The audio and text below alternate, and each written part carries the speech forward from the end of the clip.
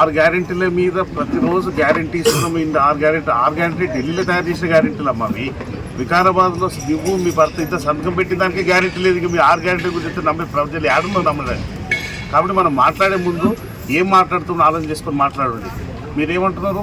6 guarantee తీసుకొని ఇంటి ఈ 6 గ్యారెంటీ ఢిల్లీలో తయారు చేసి తీసుకొని, కానీ మనం వికారాబాద్ టౌన్లో కూర్చొని గుడి దగ్గర మాట్లాడుకొని సంతకాలు చేసుకుని ఉన్నాయి. ఆ సంతకాలు మన గ్యారెంటీగా పనికిరావా? ఆ విషయం మర్చిపోయినావా? మా ఎమ్మెల్యే గారు కోర్టు తీసుకొని సీట్ ఇచ్చింది, కోర్టు తీసుకొని సీట్ ఇచ్చాను నువ్వు చెప్తున్నావు కదా, మళ్ళీ నువ్వు అక్కడ ఎన్ని కోర్టు తీసుకొని పోయినావు దాన్ని కూడా మరి చెప్పాలి కదా.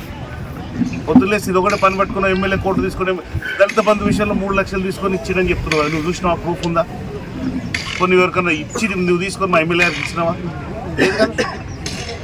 నోరుందిగా అని చెప్పి ఇష్టం వచ్చినట్టు మాట్లాడితే బాగుండదు.